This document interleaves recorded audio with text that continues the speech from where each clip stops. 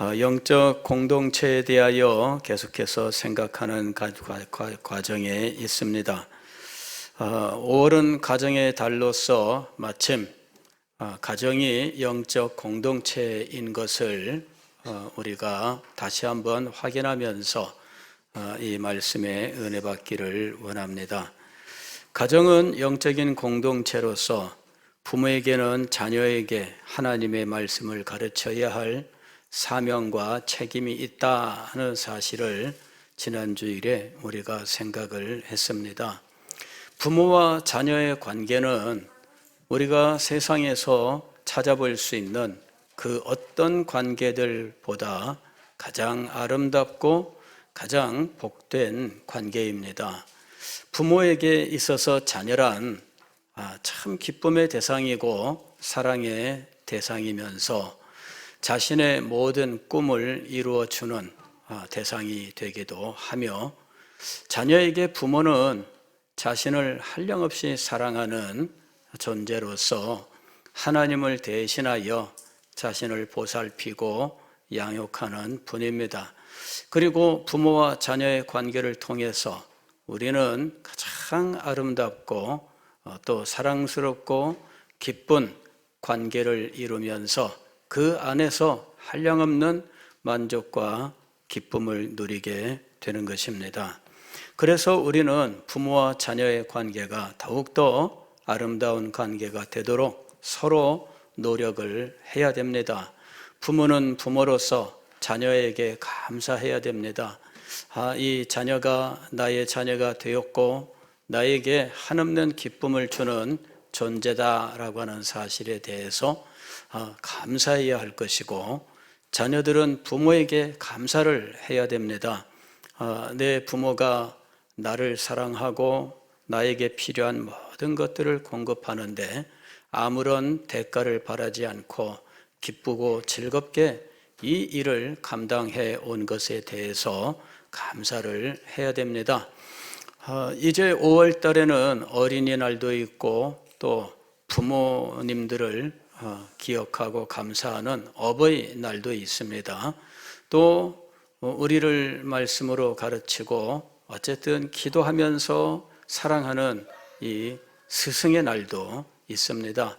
이 모든 관계들은 하나님께서 우리에게 주신 참된 복입니다. 이것이 진정 복이 되도록 우리들은 지혜롭게 또 감사함으로 이 관계를 갖고 나가야 할 것입니다. 오늘 우리는 부모들이 영적인 책임을 가지고 있다 하는 사실을 이 잠언서를 통해서 다시 한번 확인하고 있습니다. 잠언서는 부모가 자녀에게 가르치는 지혜로운 삶에 대한 교훈을 담고 있습니다. 잠언서는 다른 사람에게 준 것이 아니라 자녀에게 준 것입니다.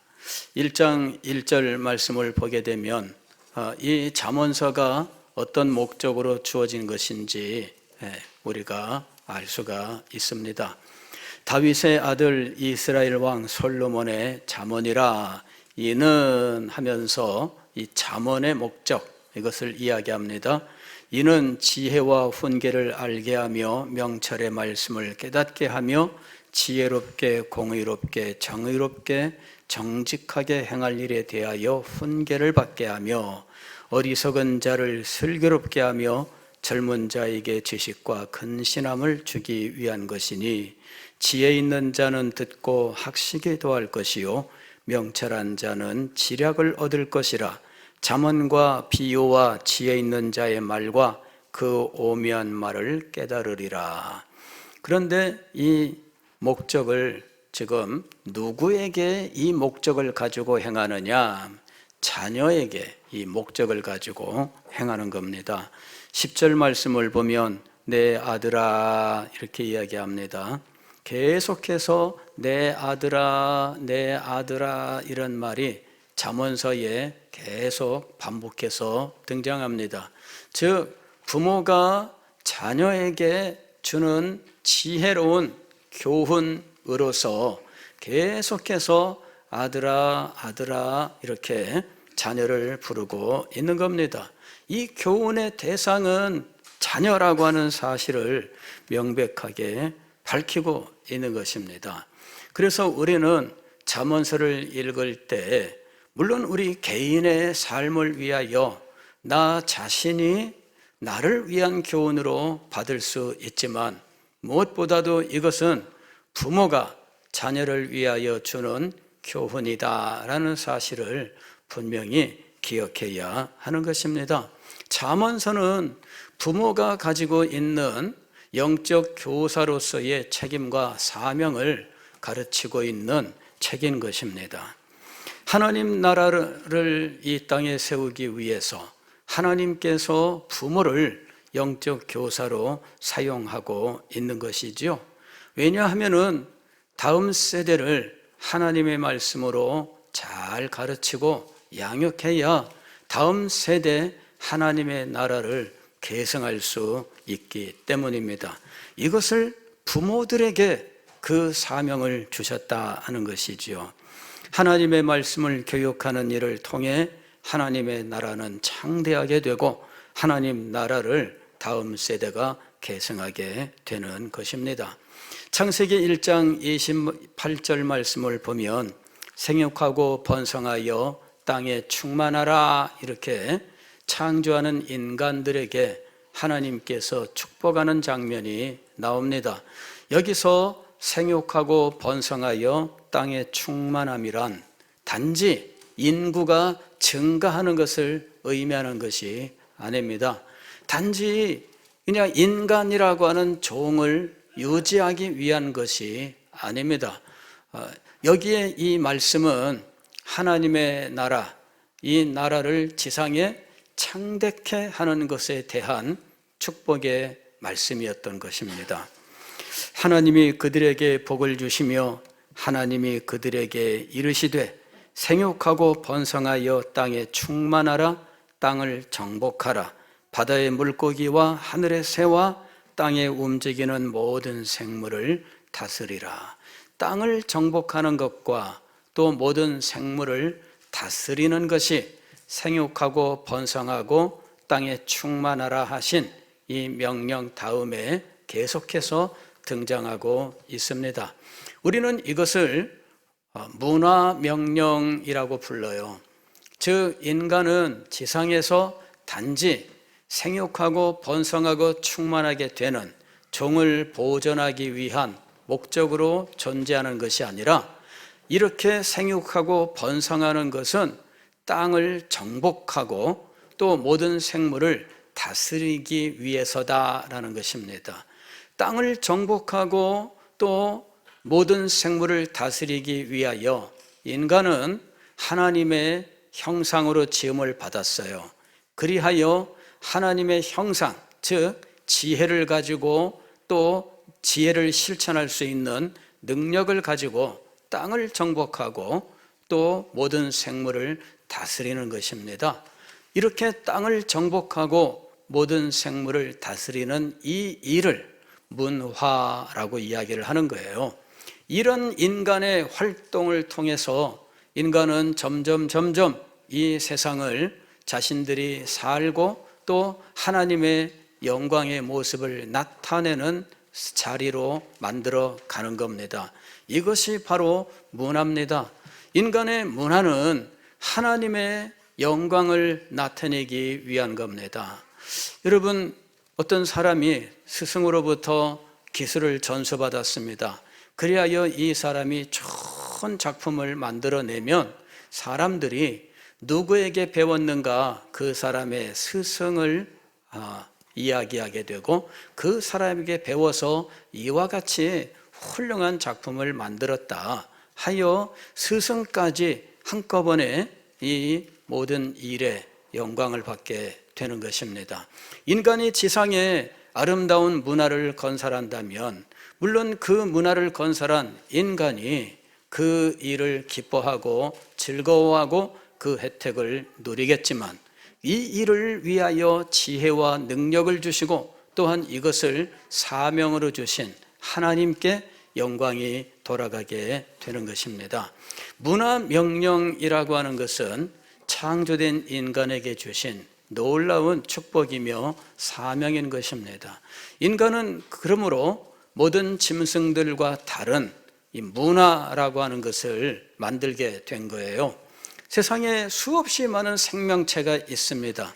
그리고 진화론에 의하면 이 생명체들은 각자 다 나름대로 발전, 진화해 왔습니다. 그러나 문화를 건설한 것은 오직 인간밖에 없어요. 왜 인간만 문화를 건설했을까요? 그것은 하나님께서 인간을 하나님의 형상으로 만들어서 이렇게 그의 창조성을 이 땅에서 나타날 수 있도록, 발휘할 수 있도록 하셨기 때문입니다. 그래서 인간은 그 창조성을 발휘하여 문화를 발전시킨 거예요. 인간은 어떤 물질이 있으면 이 물질을 그것 그대로 쓰지 않습니다. 이 물질을 어떻게 해서든 가공하고 변형시키고 발전시키고 새로운 용도로 이것을 사용하게 됩니다. 이 모든 것들이 하나님께서 인간에게 주신 거예요. 다른 짐승들은 이런 일을 하지 못해요. 어떤 짐승들이 도구를 사용할 수 있는가? 인간이 구석기 시대에 돌멩이를 깨뜨려서 도구를 만들고 또 신석기 시대에 돌을 갈아서 모양을 만들어 어떤 도구들을 만들어서 사용했다. 그래서 도구를 사용하는 인간, 이것이 인간의 아주 중요한 특징이라고 이야기를 합니다. 그래서 동물학자들 가운데에는 짐승 중에도 이렇게 도구를 사용하는 존재가 있는가? 짐승도 도구를 사용할 수 있는가? 이것을 연구했습니다. 이제 원숭이가 이 창살이 있는 곳에 가둬두었는데 그 앞에 막대기를 두고 좀 떨어진 곳에 바나나를 두었습니다. 이 바나나를 원숭이가 먹을 수 있는가 없는가 관찰을 해보니까 막대기를 가지고 바나나를 끌어당겨서 먹더라. 그래서 원숭이도 이런 도구를 사용할 수 있다, 이런 식으로 말하는 사람이 있었습니다. 또 새 중에는 이런 새가 있어요. 딱딱한 열매가 있는데 이 열매 위에 돌을 부리로 물고 올라가서 하늘에서 떨어뜨려요. 이래가지고 돌로 이 딱딱한 껍질을 가진 과일, 열매를 딱 깨뜨려서 그 속에 있는 것을 먹더라 하는 것이죠. 그런 새가 있어요. 자연 속에는 이렇게 제한적으로 어떤 도구들을 사용하여 자기가 어떤 목적을 달성하는 일들이 있습니다. 그리고 그것은 1차적으로 먹는 것과 연관되어 있어요. 그 이외에 놀이를 위하여 도구를 만들고 발전시키고 변형하고 그리하여 이것을 다음 세대에 계승하여 다음 세대가 이것을 더 발전시키고 이러는 일들은 일어나지 않습니다.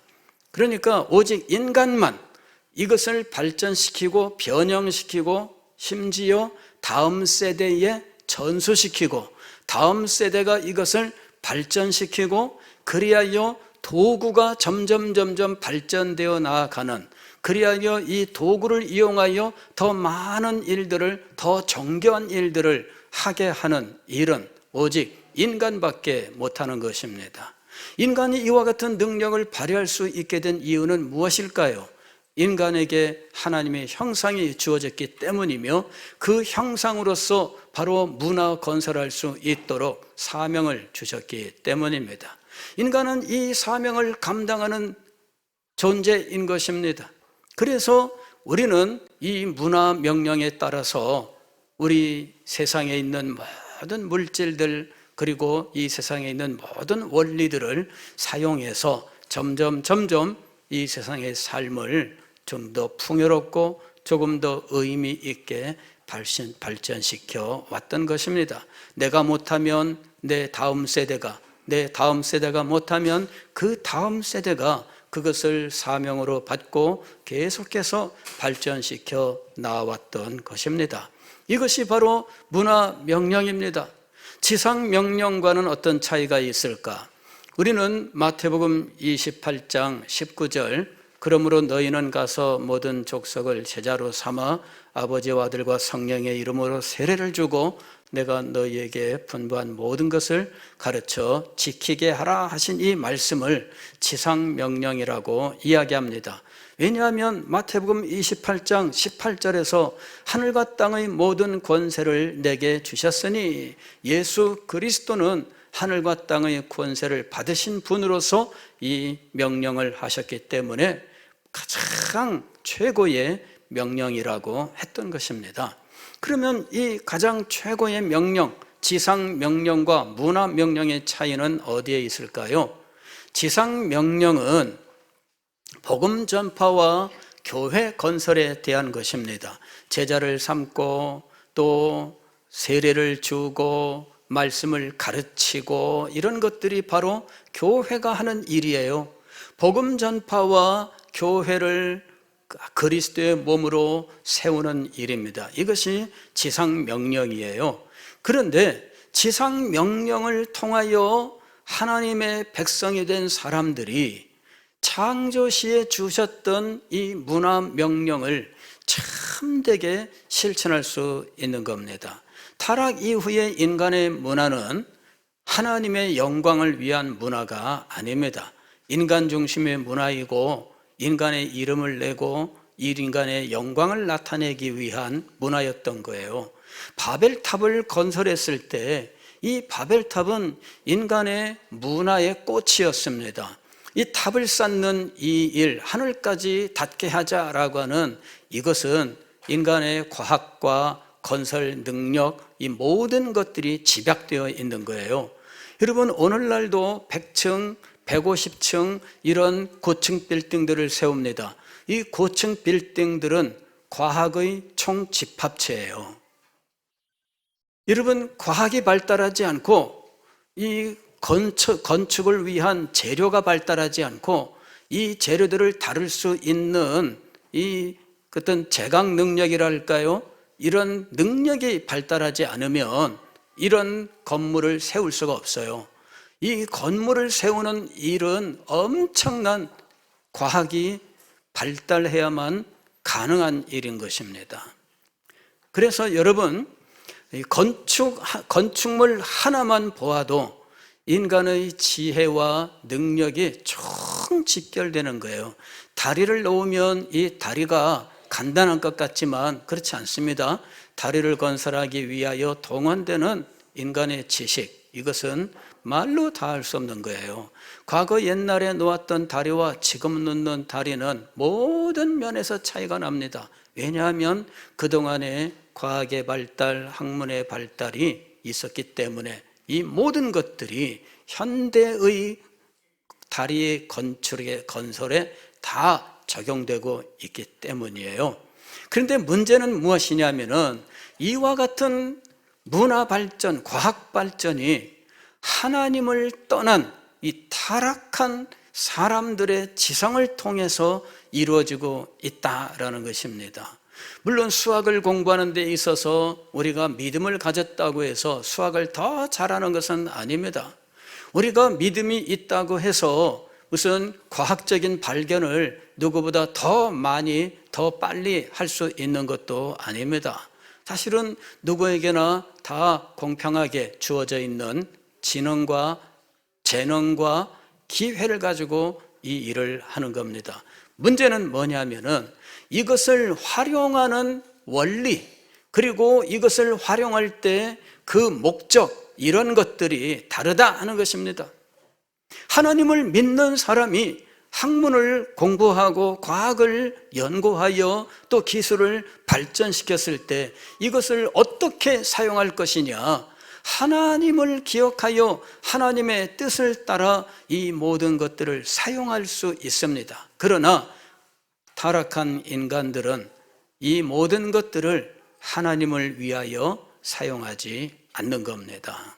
지상 명령, 즉 복음 전파와 교회 건설을 통하여 새로워진 사람들은 이 땅에서 문화를 건설할 때 하나님을 기억하고 하나님을 중심으로 하나님께서 주신 말씀의 원리를 따라서 이 문화를 건설하고 또 이 문화를 이용하게 되어 있는 것입니다. 예를 들면 이런 겁니다. 최근에 IT 계통에서 많은 기술의 발전들이 있습니다. AR이라든지 VR이라든지 이런 용어들이 많이 등장하고 있고요. 그 다음에 무슨 메타버스라든지 이런 용어들도 등장하고 있습니다. 새로운 시대가 열리는 것으로 보입니다. 많은 기술의 발전들이 있었습니다. 그런데 이 기술들을 가장 먼저 활용하는 것이 어디일까요?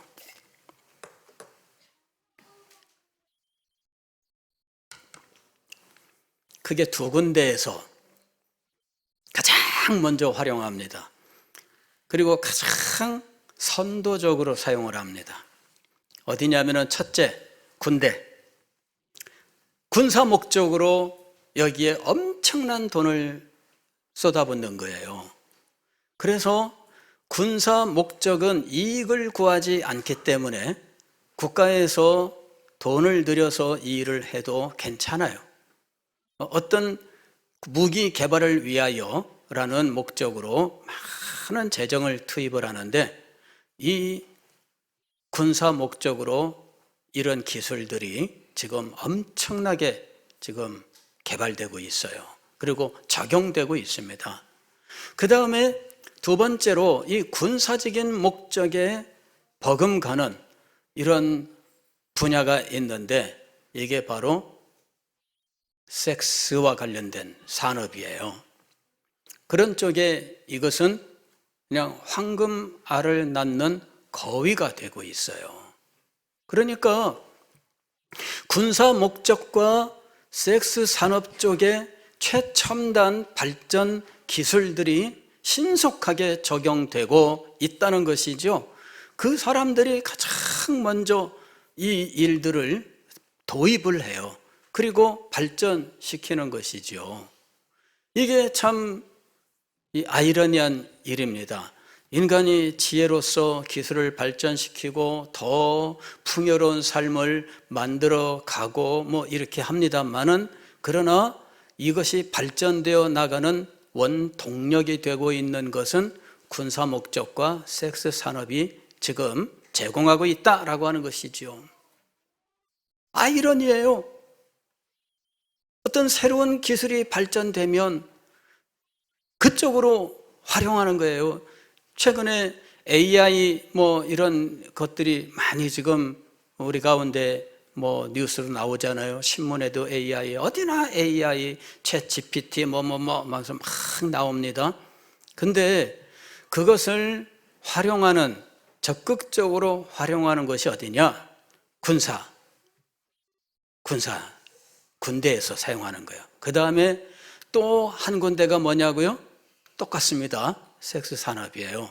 그래서 이 일반인들이 이것을 이런 섹스 산업 쪽으로 사용하지 못하도록 막아야 된다, 이 얘기가 있는 거죠. 그런데 그거는 일반인들에 대한 이야기고 이 기술을 돈으로 사는 것은 별개의 문제입니다. 그래서 이 기술을 사서 이것을 활용하는 이 일에 적극적인 사람들이 있는 거죠. 여러분, 기술이 발달하면 우리 인간에게 유익합니다. 방사능을 이용하여 방사선이라고 하는 것을 발견했습니다. 그리고 이것을 통해서 엑스레이도 찍고 하면서 참 많이 도움을 얻었습니다. 그런데 여러분, 바로 이것이 또 무엇을 개발하는 데 사용된 거예요? 원자력을 개발하는 거죠. 근데 원자력을 개발하는 건 괜찮아요. 그런데 이것이 또 무엇에 사용된다고요? 군사 목적으로 사용되는 거죠. 원자폭탄, 소위 핵폭탄입니다. 이 핵폭탄을 개발함으로 인간들은 스스로 자신을 멸망시킬 수 있는 무기를 가지게 된 거예요. 현재 전 세계에 존재하고 있는 핵폭탄을 터뜨린다면 지구를 20몇 번 멸망시킨다, 이렇게 얘기합니다. 지구 자체가 멸망되는 거예요. 그 정도로 엄청난 무기가 지금 만들어져 있는 상황입니다. 그럼에도 불구하고 이 무기를 더 만들려고 하는 나라들이 있다는 것이죠. 그거 만들어 뭐 할 겁니까? 이미 충분히 있는데. 그런데 그 무기를 만들어야 자기가 안전할 수 있다고 믿는 사람들과 나라들이 있다는 것이에요. 기술이 발전되었다고 해서 그것이 우리에게 반드시 유익하지는 않아요. 공장을 지어서 공장에서 많은 물건들을 생산하고 우리가 그 물건을 가지고 편리한 삶을 살아가게 되었지만, 그러나 공장에서 나오는 폐수, 오염물질로 말미암아 공장 굴뚝에서 나오는 시커먼 연기로 말미암아 환경오염이 이루어지고, 이 환경오염 때문에 얼마나 많은 문제들이 발생했습니까? 저도 어디선가 군 생활할 때 우리 부대 옆에 공장이 있었는데, 새벽에 이 공장에서 연기가, 하얀 연기가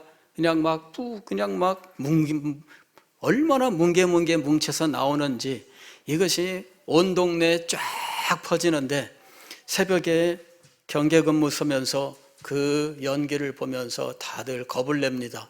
저 연기 내가 맨날 마시고 있는데, 이러면서. 물론 그거는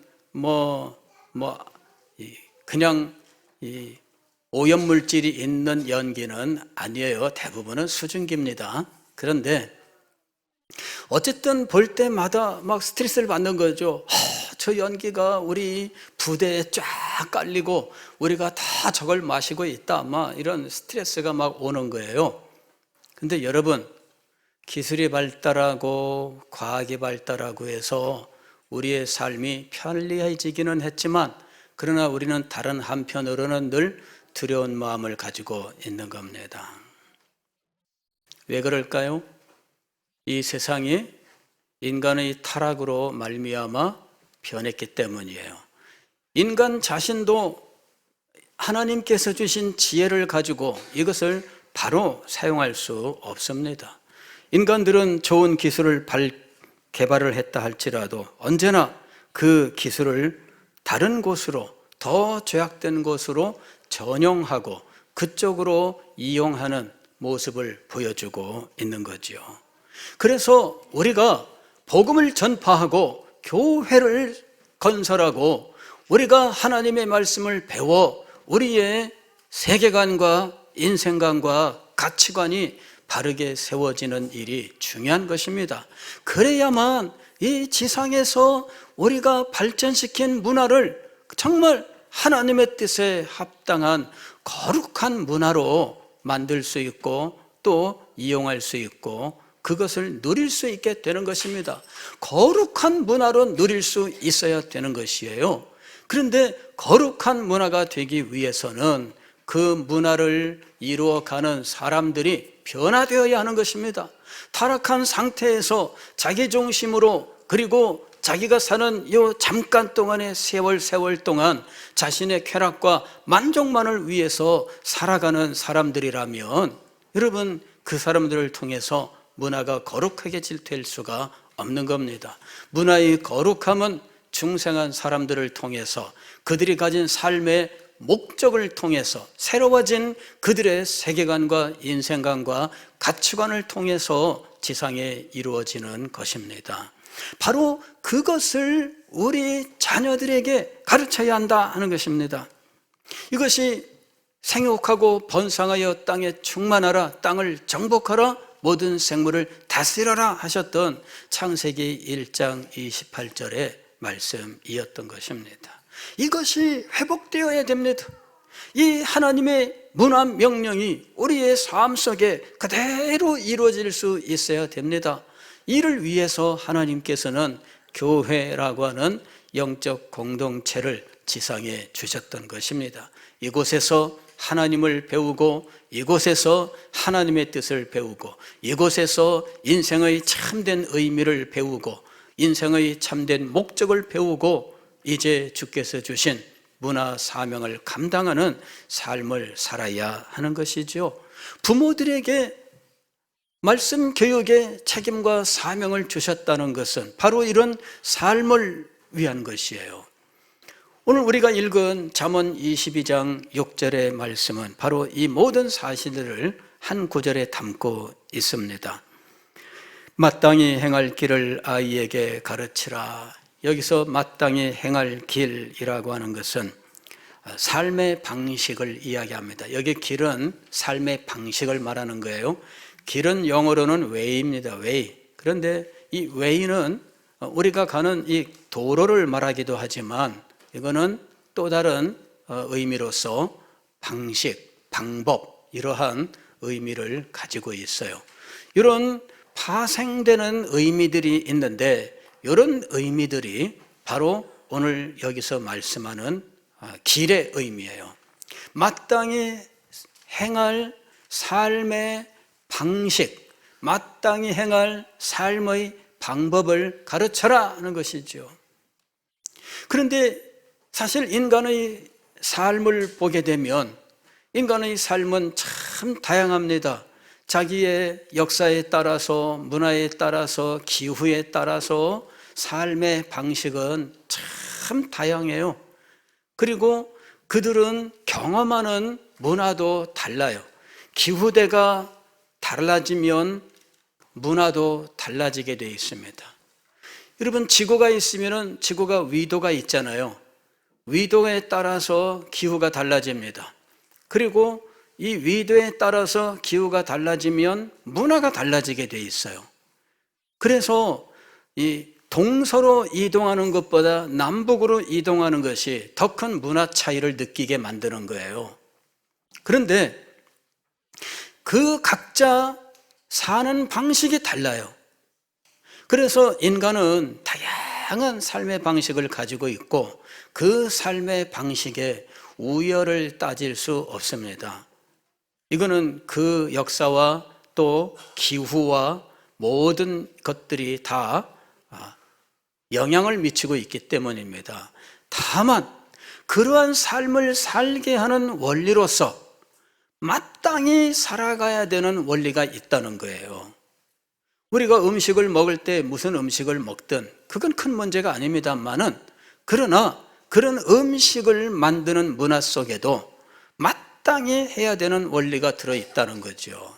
그래서 마땅히 행할 길, 즉 모든 우리 인간은 다양한 삶의 모습을 가지고 있지만 그러나 그 삶에는 무엇이 있다?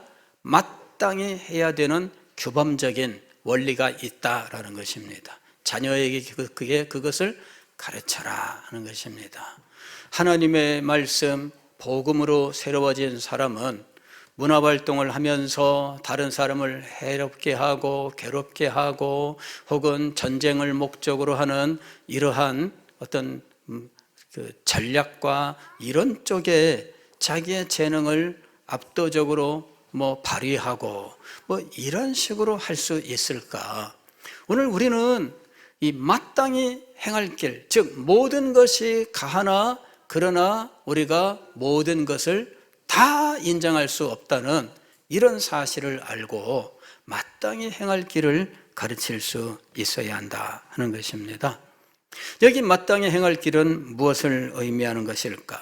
오직 하나님이 그 기준이 되시는 길입니다. 하나님께서 원리가 되는 삶의 방식, 바로 이것이 마땅히 행할 길이다라고 하는 것입니다. 솔로몬 왕은 잠언을 통해서 자녀들에게 마땅히 행할 길을 가르치기를 원했습니다.